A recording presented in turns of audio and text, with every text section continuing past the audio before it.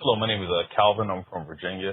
Just have a quick question. I was recently at a church and a pastor was preaching. He said that he wanted to call on the spirit of his former pastor who had died to help him, I guess, preach or to help him further expound on the word or something of that nature. I'm not quite sure why he was calling on the spirit of his former pastor.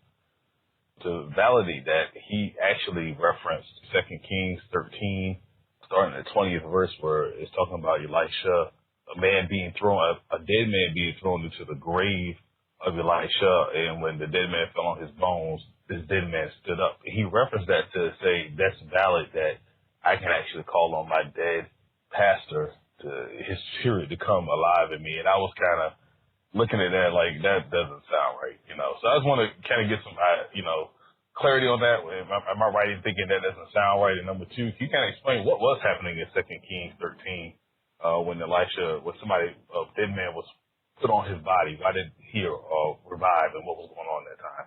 Thank you. Well, Stephen? Calvin, let me just tell you to lace up your boots and run.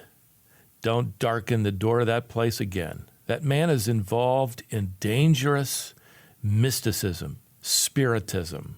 In fact, he's actually doing some things that open the door to what the Bible actually condemns. The Bible tells us not to pursue those who've died. We don't pray to them. We don't want their power.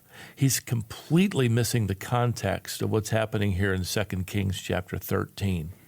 God, through his prophets Elijah and Elisha. Remember now the context here where Baal worship has been overthrown. You have the death of Jezebel's daughter, Athaliah. You have the restoration of God's temple under Joash. You've got an important moment in the history of Israel where they need to be reminded of the authenticity of the true prophet of God. But that was never intended to mean that power resided in Elijah or Elisha. They're not the sources of power. God is. And what that means is if you went out the next day, if somebody did and dug up his bones, they're not going to be able to take those bones, rub them on a dead body and have them come back to life. If I encountered the bones of Elisha, nothing's going to happen to me. I'm not going to feel better. I'm not going to get younger. I'm not going to grow any hair back. It would be nice if that worked, but that isn't going to work. Here's what God does do.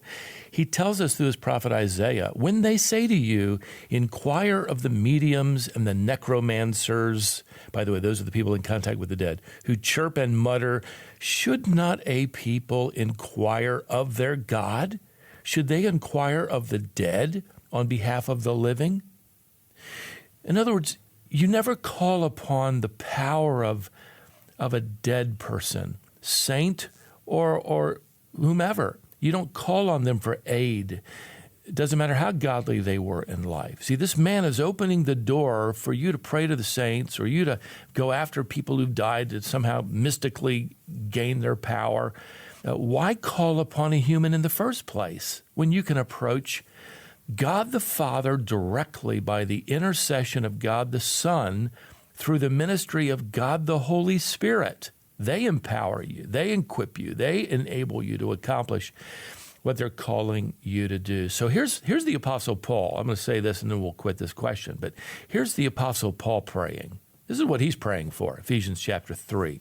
For this reason I bow my knees before the Father, from whom every family in heaven and on earth is named, that according to the riches of his glory he may grant you to be strengthened with power through his Spirit in your inner being, so that Christ may dwell in your hearts through faith, that you, being rooted and grounded in love, may have strength to comprehend with all the saints what is the breadth and length and height and depth, and to know the love of Christ that surpasses knowledge, that you may be filled with all the fullness of Elisha. Oh, no, that's not what he says. That you may be filled with all the fullness of God. That's who you pursue. You ask for the power of the Spirit of God. You expect the work of God to be manifest in your life as you preach and as you teach, as you evangelize. You're not depending on anyone but him.